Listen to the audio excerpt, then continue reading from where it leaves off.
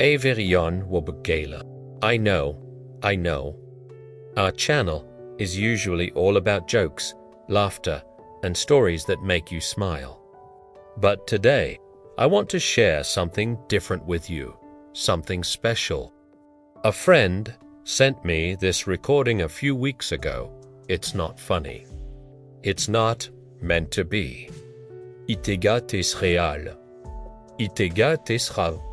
It's the voice of an old man named Arthur, 83 years old, sitting alone in his apartment late at night, recording his thoughts because sleep won't come and memories won't leave. He talks about love, about regret, about a door that closed 60 years ago that he can still hear like it was yesterday. I listened to this recording 3 times before I decided to share it. Each time, it hit me differently, made my life, my own family, closed doors. So today, we're doing something a little different at Funny Fun Audio Book. Gala, we're going to sit quietly and listen to Arthur's story, all of it, in 4 parts. Grab some tea, get comfortable, and let an old man's voice remind us what really matters. My name is Arthur. I'm 83 years old. The house is quiet, too quiet. That's when the memories come, you see. And tonight, like so many nights, I heard it again, that sound. The front door closing, not a real door. Not on it. Booting me ma's the dead. That sharp, solid click of wood meeting wood. The little rattle of the handle settling into place. It's funny how sounds stay with you. The big things, the important conversations, they fade. But a door closing, that can haunt you for 60 years. I should start at the beginning, I suppose. That's what you do when you're old. You go back to the start. Not because you want to, but because the end is too close and the beginning feels safer somehow. I was born in 1942. Different world back then. No computers, no telephones in every pocket. If you wanted to talk to someone, you looked them in the eye, or you wrote a letter, or you picked up the heavy black telephone that sat in the hallway and prayed the party line was free. We were pure, bevriou un itoine normal. My father worked at the steel mill. Came home every night covered in grime, too tired to speak. My mother would have dinner waiting, and we'd eat in near silence. Just the sound of forks on plates. That was my first lesson in love, I suppose. That silence was normal.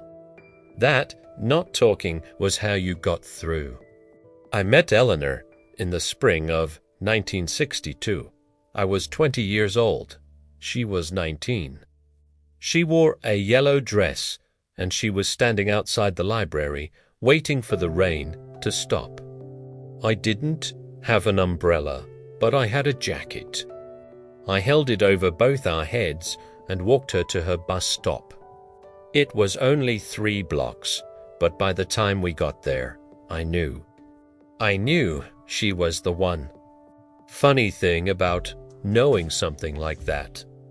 You feel it so strongly, so certainly, and then you spend the rest of your life forgetting. We married in 1964. Small ceremony. Her mother cried. My father shook my hand and said, "You're a man now. Take care of her." I nodded. I meant it. I meant it with everything I had. We rented a little apartment above a bakery.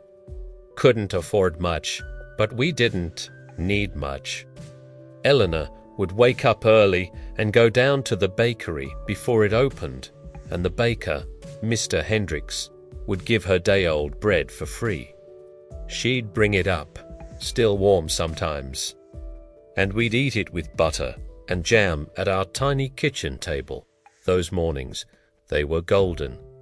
The sun coming through the thin curtains, the smell of yeast and sugar drifting up from below, Eleanor laughing at something I'd said.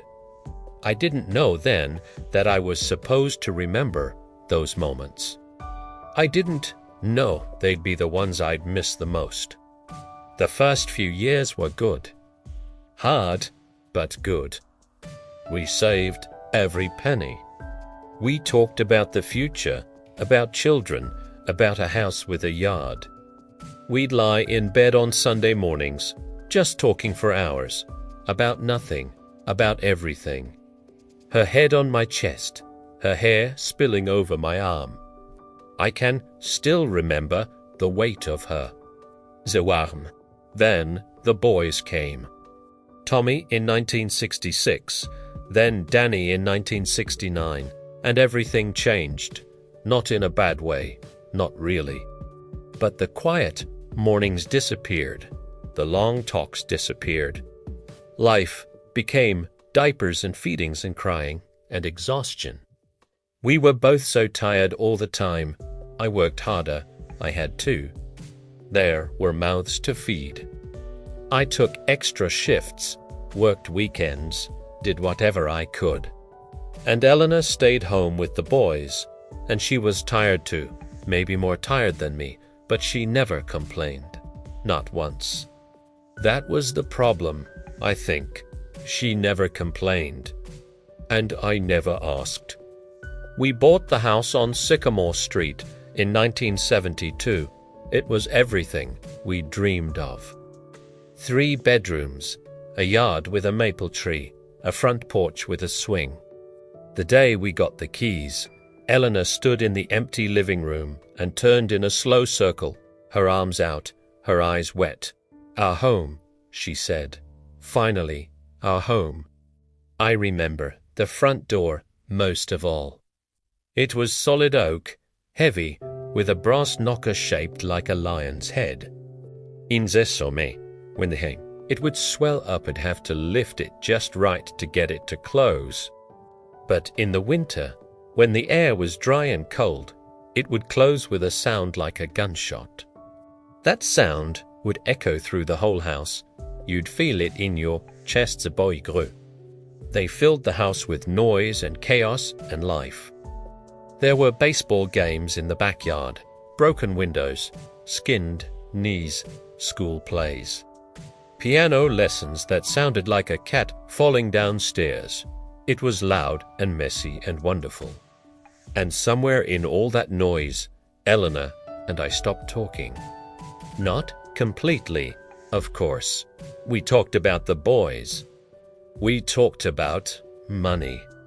We talked about what needed fixing around the house. But we stopped talking about us, about what we felt, about what we feared, about what we needed from each other. I told myself it was normal. That's what happens when you've been married a while. You don't need words. You know each other. You're comfortable. But comfort and connection aren't the same thing. I know that now. There were moments, little openings, times when she'd look at me across the dinner table after the boys had gone to bed, and I'd see something in her eyes, a question, an invitation, a hope that I might put down the newspaper and really see her, and I'd look away, or I'd yawn and say I was tired, or I'd find something to do in the garage, afraid that if we really talked, really opened up, we might find out we'd drifted too far apart to find our way back. So I chose silence. Again and again. I chose the easy path. The path that kept me safe in my own head, in my own chair, in my own quiet prison, and Eleanor. She stopped looking. After a while, she stopped trying to catch my eye. She stopped waiting for me to put down the paper. She just went on with her life, the boys, the house, her books. Et regardez. We became roommates. Friendly roommates who shared a bed and a mortgage and a history, but not lovers. Not really. Not in the way that matters. I didn't notice it happening. That's the thing about slow losses. You don't see them until they're complete. Like the tide going out. You don't see the water retreating. You just look up one day and the beach is dry. The night I can't forget was in 1978. October, I think. The leaves were turning. There was a chill in the air. I'd been working on a big deal for months, a contract with a manufacturing plant across town. It would have meant a big commission, maybe even a promotion. And it fell through. The owner's nephew decided to start his own supply company, and they gave the contract to him. Nepotism. Nothing I could do about it. It was a Friday. Tommy was at a football game. Danny was sleeping over at a friend's house. So it was just us, just Eleanor and me. I came through that front door and I didn't even say hello. I dropped my briefcase in the hall, went to the refrigerator, got a beer, and sat down in my chair.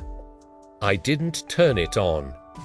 I could hear her moving around, the clink of pots, the running water. Normally, that smell would have made me hungry. That night, it just made me feel worse. Like I didn't deserve a good meal. After a while, she came to the doorway between the kitchen and the living room. She was wiping her hands on a dish towel. She looked at me. She had that look. The one that said she knew something was wrong. Bad week, she asked. Fine, I said. Ano pening. I didn't walk through. I picked up the newspaper from the side table. I could feel the weight of her waiting. The seconds stretched out. 1, 2, 3, 4, 5. Then I heard her sigh, not a loud sigh, just a small one. Or defeat. I heard her turn. I heard her footsteps on the hardwood floor, walking away. Donzeol tuadin. And then I heard the door close. Not a slam, not angry. Just a soft, deliberate click, the sound of someone giving up. For the night, for that moment, for all the moments I'd let pass before. I sat there, the newspaper in my hands. The smell of pot roast filling the house, the silence after the door closed. But tomorrow came, and the boys came home, and life rushed back in, and that moment got buried under everything else. I never did talk to her about it. I never did apologize. I never walked down that hall and opened that door. I just let it stay closed. Years passed. They always do. Tommy graduated high school, went to college, became an accountant. We visited. We hosted holidays. We watched the family grow. And through it all, Eleanor and I kept living our parallel lives. Together, but separate. There were good times, don't misunderstand me. We laughed at the grad-took trip. The way the light caught her face. Beauty venten, even I should have said. I didn't tell her that I was grateful, so grateful, for every year she'd given me. I thought there would always be another sunset, another chance, another day to say the things that mattered. Then came the morning she didn't feel well. It was a Tuesday, ordinary, unremarkable. She was making coffee, and she stopped halfway through. One hand on the counter, the other pressed to her stomach. Just a little queasy, she said when I asked. Probably something I ate. I believed her. Why wouldn't I? She was Eleanor. She was healthy. She was strong. She was the rock I'd leaned on for 50 years. But the queasiness didn't go away. It got worse. Then came the pain. Then came the doctor visits. Then came the word that changes everything. Cancer. I remember the doctor saying it. A young man, too young to be delivering news like that. He used clinical terms, prognosis, metastasis, treatment options. But all I heard was that word, cancer, hanging in the air like smoke. Eleanor took it better than I did. She always was stronger. She sat there in that sterile office, holding my hand, and she asked the doctor practical questions. How long? What can we do? What should we expect? I just sat there, silent. Again, the last few months were. I don't have words for them.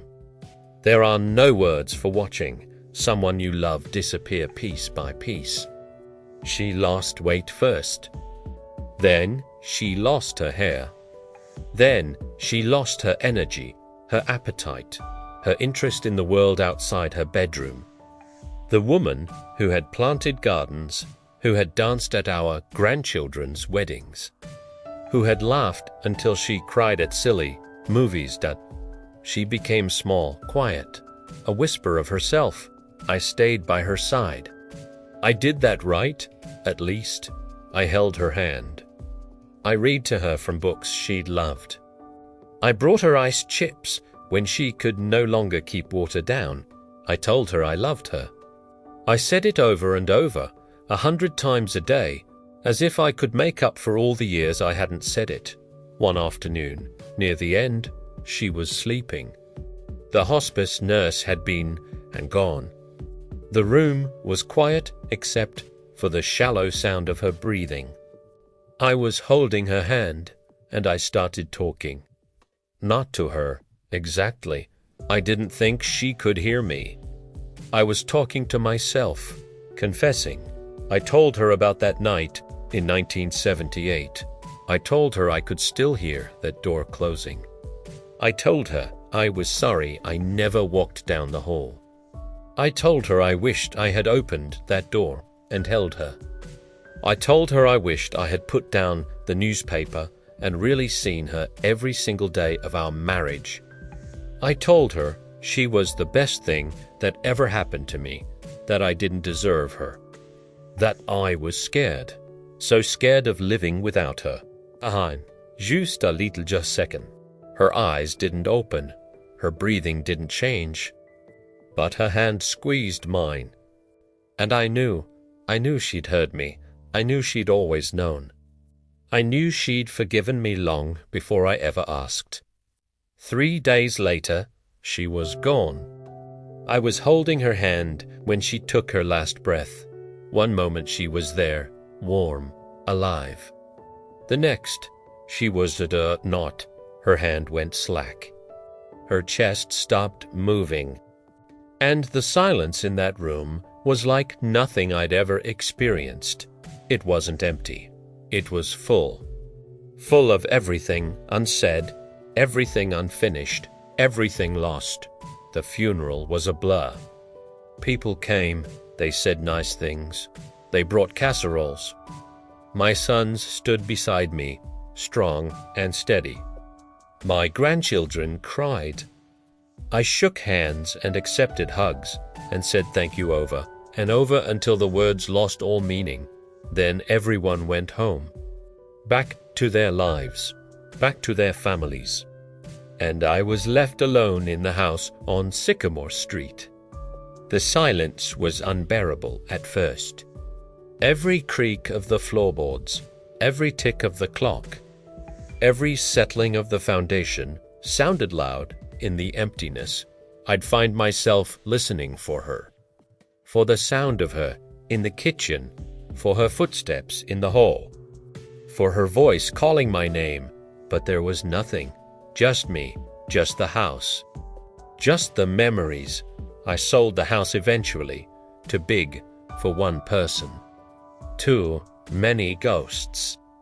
I moved into this apartment, smaller, easier to manage.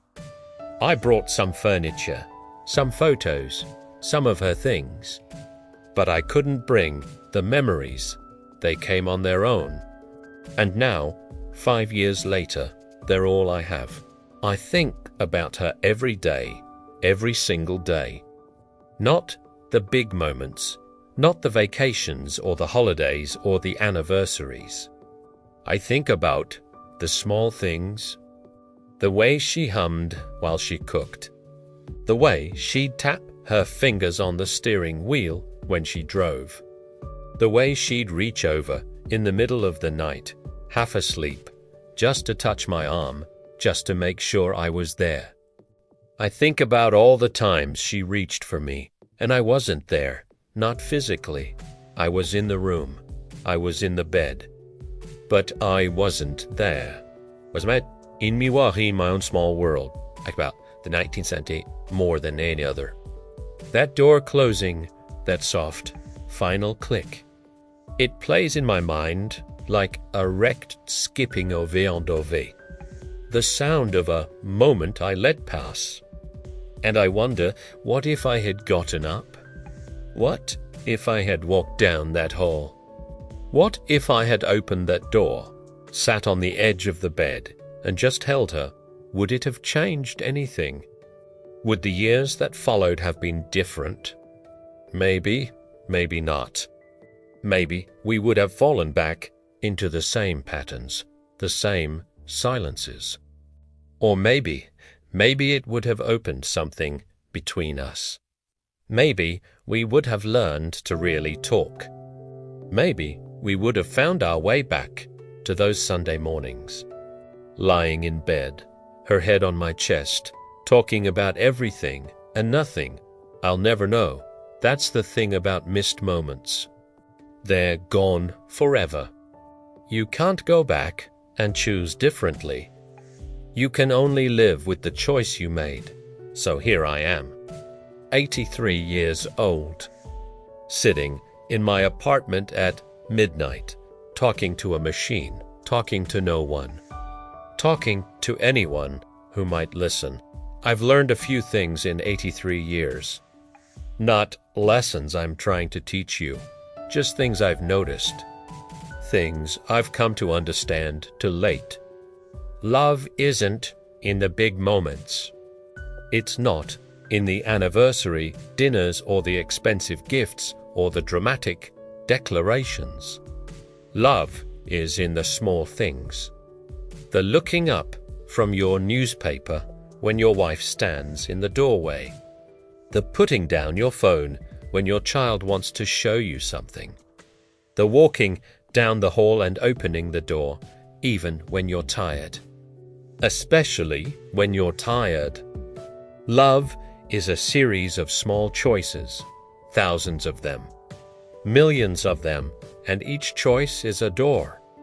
You can open it, or you can let it close. I let too many doors close, not out of malice, not out of not loving her, out of laziness, out of fear, out of the stupid belief that there would always be more time, more chances, more tomorrows. But tomorrows run out. One day, you're 20 years old, holding your jacket over a girl in a yellow dress. The next, you're 83, alone, listening to the echo of a door that closed 60 years ago. I don't tell you this to make you sad. I don't tell you this to make you feel sorry for me. I tell you this because someone should know. Someone should know that Arthur Miller existed, that he loved a woman named Eleanor, that he made mistakes he can never fix, and that he still, after all these years, can hear the sound of her walking away. I tell you this because maybe somewhere out there, someone is sitting in their living room right now, with their loved one in the next room, and they're choosing to stay in their chair, and maybe, just maybe, this old man's voice will reach them. Maybe they'll get up. Maybe they'll walk down the hall. Maybe they'll open the door. I went back to Sycamore Street once, about a year after Eleanor died. I don't know why.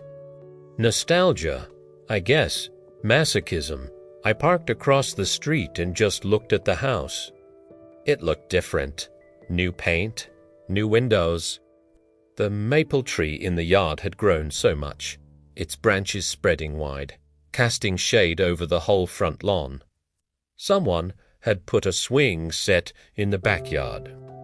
I could see the top of it over the fence. A young woman came out the front door, young to me, anyway, maybe 40. She had a toddler on her hip, a little girl with pigtails. She was laughing at something. The little girl was laughing too. I watched them for a long time. The woman put the girl down, and the girl ran across the lawn, unsteady on her little legs. And the woman followed, pretending to chase her, both of them laughing. And I thought about Eleanor, about the mornings we'd had in that house, about the boys running across that same lawn, about all the life that had happened inside those walls. I started the car and drove away. I never went back. Sometimes, late at night, I talk to Eleanor. I know she's not there. I know she can't hear me. But I talk to her anyway. I tell her about the grandchildren, about Tommy's promotion, about Danny's new house, about the great-grandchildren she never got to meet. A little girl named after her, Eleanor. We call her Ellie. I tell her I miss her. I tell her I'm sorry. I tell her I love her. And sometimes, in the silence between my words, I imagine I hear her, not her voice, exactly, just ... A presence, a warmth, a feeling that she's still here, somehow, still with me, still waiting for me to put down the newspaper and really see her. Maybe it's just my mind playing tricks. Maybe it's just carried conforme. And at 83, comfort is enough. The door closed 60 years ago. I can still hear it. I'll always hear it. But here's the thing I've come to understand, finally, at the end of my life. That door. It wasn't the last door. There were other doors. Doors I did open. Moments I did choose right. Mornings I did put down the paper and reach for her hand. Nights I did walk down the hall and hold her close. I focused so long on the one door, I let close that I forgot about all the doors I kept open, all the times I did show up. Je knutat, je me stav. Why else would she have stayed for 59 years? Why else would she have squeezed my hand at the end? We are not our worst moments. We are the sum of all our moments, the open doors and the closed ones, the choices made and the chances missed.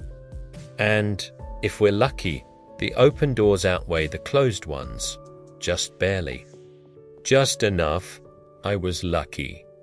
I had 59 years with Eleanor Miller.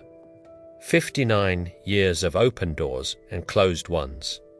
Of words said and words left unspoken, of love given and love taken for granted. And through it all, she stayed. She stayed. That's the miracle, I think, not perfection. Not getting it right every time, just staying, just showing up. Day after day, year after year, through all the ordinary moments and all the mischances, just being there when it matters most. At the end, I was there. I held her hand. I told her I loved her. I was there. And when my time comes, when I walk through whatever door awaits me on the other side, I hope she be there too. I hope she be standing in a yellow dress, waiting for me.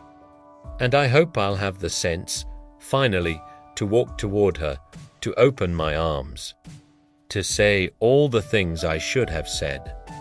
Première up. So that's my story. That's what an old man thinks about in the middle of the night when he can't sleep. That's what the silence sounds like after everyone you love has gone. If you're still listening, thank you. Thank you for sitting with me. Thank you for letting me tell you about Eleanor, about Sycamore Street, about a door that closed and a love that never really ended. I'm going to make some tea now. That's what she always did when she couldn't sleep. She'd make tea and sit by the window and watch the stars. I think I'll do that tonight.